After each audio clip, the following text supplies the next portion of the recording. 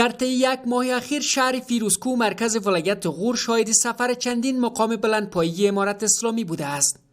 بعد از سفر خلیفه سراج الدین حقانی، شیخ محمد خالد عنفی دومین وزیر کابینه امارت اسلامی است که در این ولایت سفر می کند. وزیر امر بالمعروف و نهی عن المنکر در دیدارش با مردم ولایت غور گفت امارت اسلامی افغانستان بر تطبیق شریعت اسلامی با هیچ کس تعامل نخواهند کرد و امروز کشور در میدان علم الدین خودکفا شده است. امارت اسلامی در دو چیز همراه هر کسی بلا استثناء سودا نخواهد کرد و نه سودا میکنه و نه تعامل اراده دارد. اولا نظام اسلامی و دوم درباره کشور و ملت.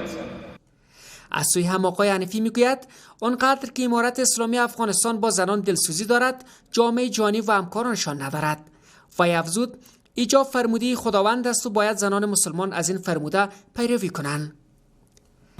از سر تا پای بالغ دخترها، خانمها، خواهرها که در بلوغ برسند و از سر تا پای محجوب و مستور باشند، این حکم خداوندی است. در سرتاسری جهان به نام مسلمان کی باشد از حجاب انکار کرده نمیتوانند.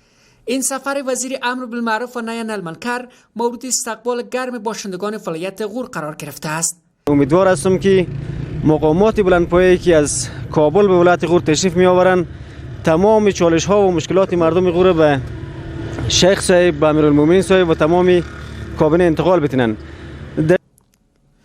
ولایت غور از ولایت‌های مرکزی کشور است که در طی 20 سال اخیر از سوی حکومت وقت در میراق بی‌توجهی‌های حکومتداران مرکزی قرار گرفته بود. ولی بعد از پیروزی امارت اسلامی در کشور، این چندمین بار است که مقامات بلندپایه امارت اسلامی برای بررسی مشکلات و رسیدگی به خواست‌های باشندگان این ولایت در غور سفر می‌کنند.